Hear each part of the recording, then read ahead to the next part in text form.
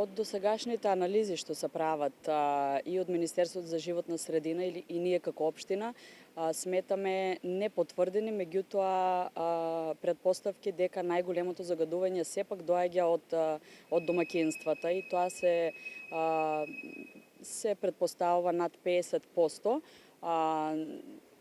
Тоа што предпоставуваме дека е така е фактот дека загадувањето до 15 часот е на многу ниско ниво, а веќе после 15 часот гледаме дека кривата на вредностите се покачува. Тоа ни дава до знаење дека индустријата, индустриските капацитети веќе после 15 часот се затвараат, значи се исклучуваат, не работат, а стапуваат на сила домаќинствата кои почнуваат да се греат. Тоа ни дава сознание дека сепак домаќинствата можеме да ги категоризираме дека се најголеми загадувачи. Меѓутоа, да, не отстапуваме од фактот дека индустријата загадува, како и сообраќајот. Меѓутоа, сакам да кажам дека работата на инспекторот како лице не е истражен орган. Најголемиот проблем што сметаме дека не може да се влезе во домаќинствата за да видиме кој на што се грее. Кои енергенски ги користат со оглед дека има предпоставка дека користат некој јаглен, некој масло? Јагленот се уште не е забранет законски за користење.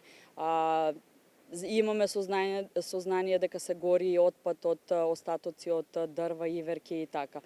Инспекцијата може да прави само надзор над регистрирани правни субјекти. Така, кои мерки во таа насока рековте контролите ги правите? Што презема општината за да се намали аерозагаденоста, не само во вашите контроли, туку и оние други проекти? Со аплицирање на разни проекти што учествува општина Струмица, со тоа обезбедува последно може да кажеме дека проектот што е преку UNDP, што е огромна сума на средства што ќе се одделат, треба да се изнајде само соодветен и правилен проект за што може да се искористат овие средства. Не дека ќе се реши проблемот, но да направиме нешто да се намали колку што може.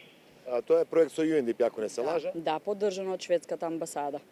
При што ќе ги добиете резултатите?